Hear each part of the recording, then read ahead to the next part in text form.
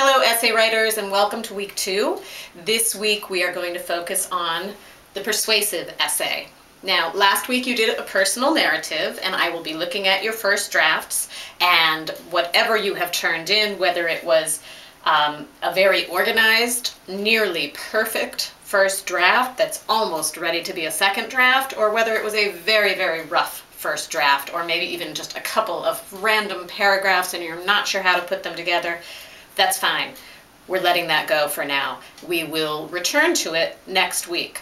Right now, we're just going to jump straight into persuasive essay. So, leave the personal narrative behind, and here we go, week 2. The persuasive essay is going to follow the same basic 5-paragraph format, where the first paragraph is your introduction. The second, third, and fourth paragraphs are all body paragraphs. That's where they provide the support, the evidence for your essay. And the last paragraph, paragraph 5, is the conclusion.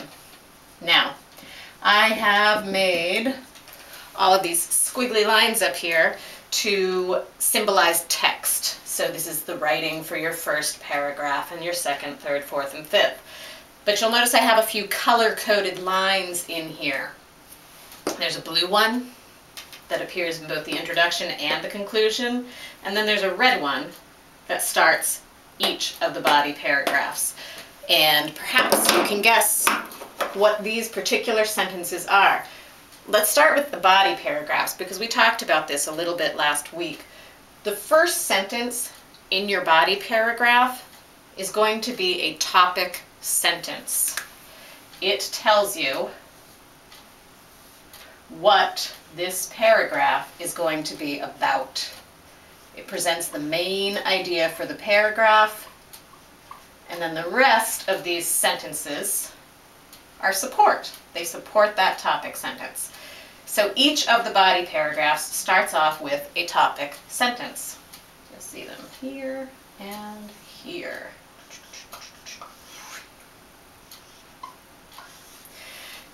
Now what is the blue?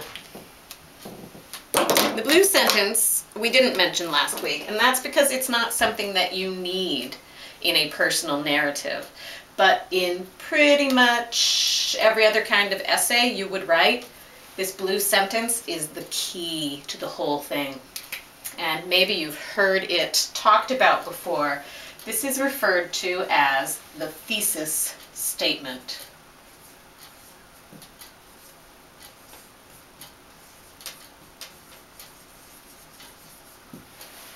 And the thesis statement is very important because it is essentially the main point of your whole essay. The primary reason you're writing the essay is because you're trying to prove, explain, show the importance of this particular statement right here. The typical placement of it is as the last sentence in the first paragraph, the introduction. And that's when we're talking about a basic 5-paragraph essay format. So, thesis statement, the main point of your whole essay, whole reason you're writing it, last sentence in the first paragraph. But look, there's blue in the conclusion too. That is because when you get to the conclusion in an essay, not a personal narrative, but in every other essay, you will essentially restate this thesis statement using slightly different language. So it appears again. And we won't say restate, because you don't have to say the exact same thing again, but as we mentioned before, when you write an essay, it's like a circle. You come back around at the end, so you revisit your thesis statement in the conclusion.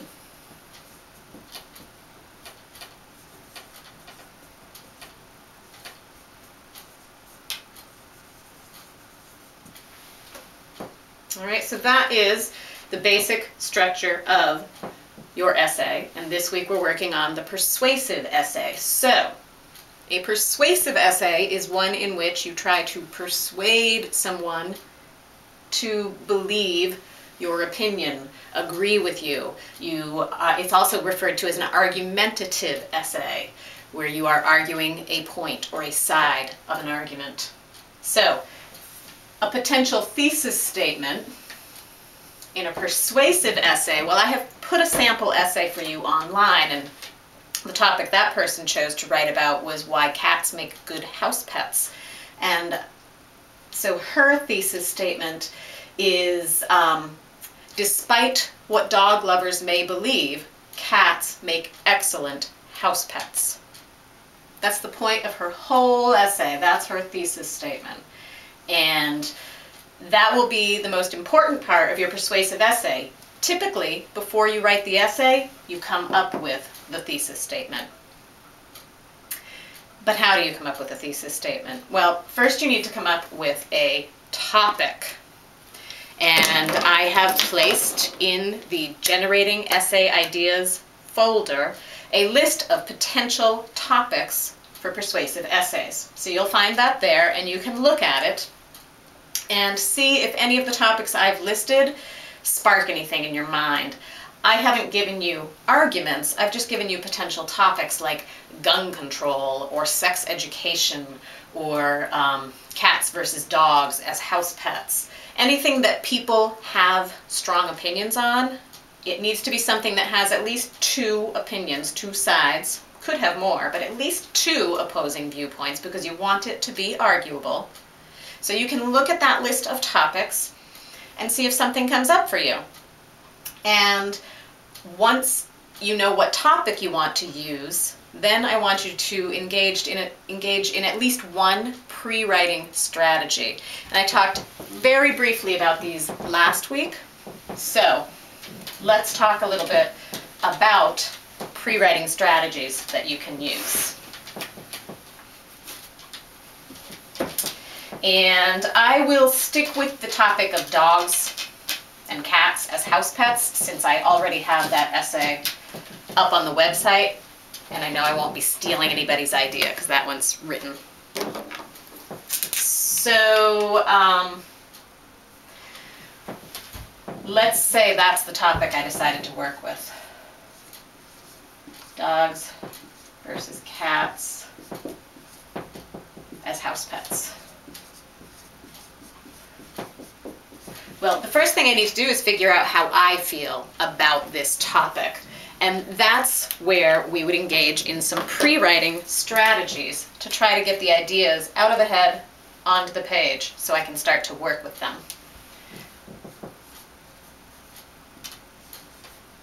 One pre-writing strategy is free writing.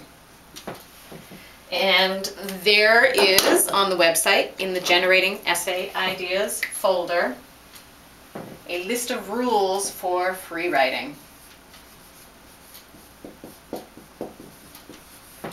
Essentially what free writing is just sitting down, setting a timer, maybe 10 minutes, and then just writing, letting ideas just pour out of your head onto the page.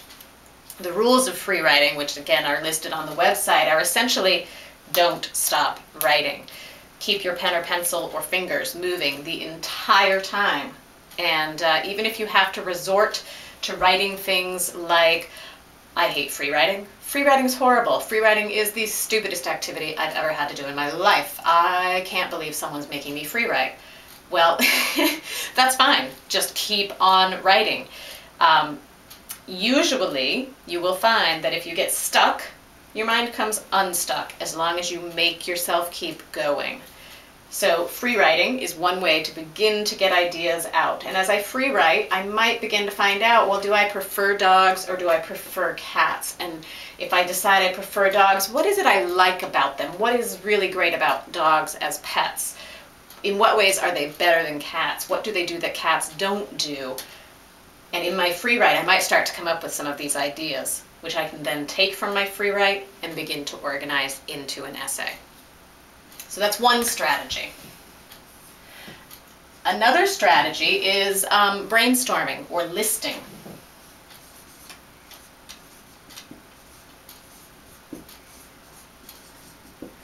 And that's a little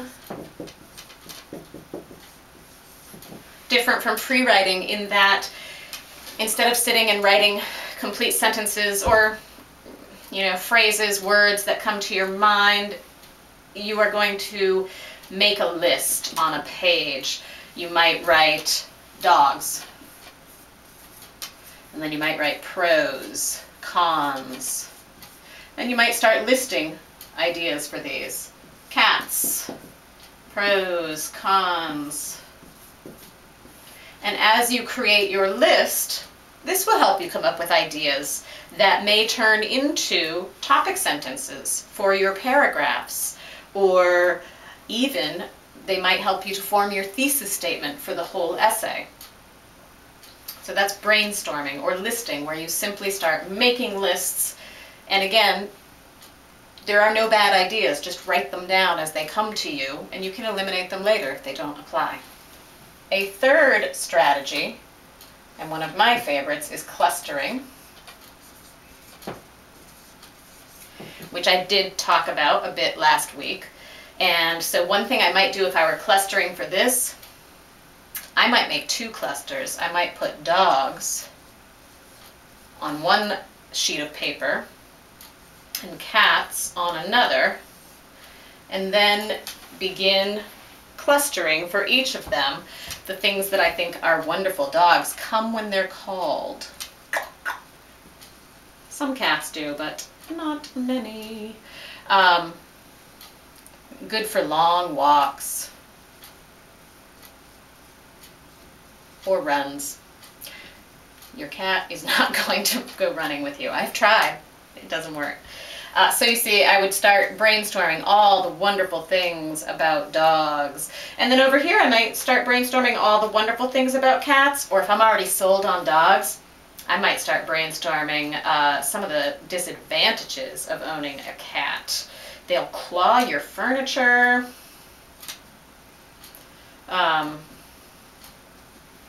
They don't come when they're called. They're not always the best companions. They're very independent. Could be a pro. But you can see how making a couple of clusters can help me to really get my ideas down on the paper. And then once I have them there, then I can begin to organize them into the essay. But these are pre-writing strategies. These are things to help get my ideas out so I can work with them, rearrange them like my Lego blocks. I think there was another one I wanted to highlight. Oh, questioning. Questioning is a great one. And what that is simply start asking yourself a bunch of questions. So it's different because instead of starting with what you already know about a subject, which you would do in clustering, you start just writing down questions like, what would be interesting to know about this topic? Who cares? Who loves dogs? Who loves cats? Who owns dogs? Who owns cats? What are the benefits of dogs? Where can you get a dog? You know, any question that comes into your mind, you just start writing the questions down. And then as you answer your questions, you're going to come up with a lot of information for your essay. All right, so here are 4 strategies for pre-writing that you can use. Free writing, brainstorming or listing, clustering, questioning.